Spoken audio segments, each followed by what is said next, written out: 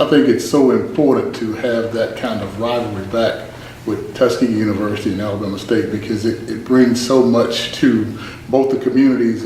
Typically, you think about that Turkey Day Classic, and now I guess it's a Labor Day game, but a lot of times you have families that have grown up together that go to different schools, and it's just a situation where we get a chance to get together and just relive some of those memories. And I think it's good for the younger generation to see a game that's been so traditionally strong in the HBCU community to continue to move forward at this point.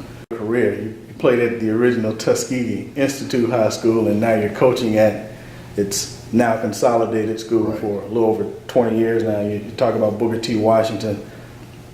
So you originally signed with Southern Miss out of high school. For those that aren't familiar with your career, which I'm sure aren't many, what happened after that?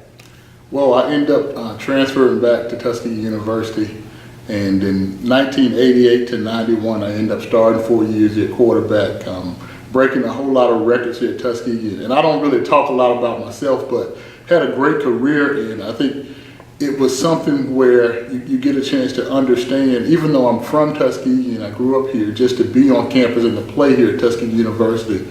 I mean, the tradition, the pride, the historic sense, it really was a great fit for me personally, and just to understand when we got to this particular game against Alabama State, I didn't know a lot of the traditions, even though I grew up with it, but it was something that kind of overwhelmed me that first year, just to see these two schools that are so close in proximity to have that kind of rivalry. But it really was a great opportunity and a great situation for me. Former player playing in that game against Alabama State. Before it was discontinued in 2012, what was it like for you as a spectator and an alum to watch the game? Well, we just always had a sense that we were going to win that football game. We knew that they were a little bit bigger school, but we felt like at Tuskegee, we just going to win the football game because we were the way that we were doing the things that we were doing. Great rivalry, like I said, a lot of family members had gone to both schools, but we just always felt very confident going into that game, and that we felt like we would be successful against Alabama State. So we took some pride into playing that game.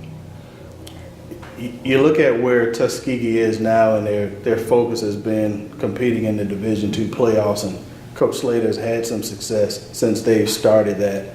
What are your thoughts on Tuskegee's program and where they are right now? I think Tuskegee is in a great position because when I think about it, it's something that every kid wants to play for a championship, which is why it's so good that they moved this game to the first part of the year so that it does not affect their opportunity to win a championship. I think the program is definitely going in the right direction with Coach Slater. He's been successful winning a lot of football games, and now it gives the kids an opportunity to compete for a Division II championship and also play one of the greatest rivalries that in HBCU football. So the program, I feel, is moving forward, and to be the last 3 or 4 years to be in the NCAA playoffs and now have an opportunity to truly compete for the playoffs, for the championship, I think they're in a good position. Well, I would just like to say that we're going to represent that Labor Day weekend, and for all those people who feel like they're on the fence right now, come out and support the Golden Tigers as we're successful against Alabama State during the Labor Day weekend.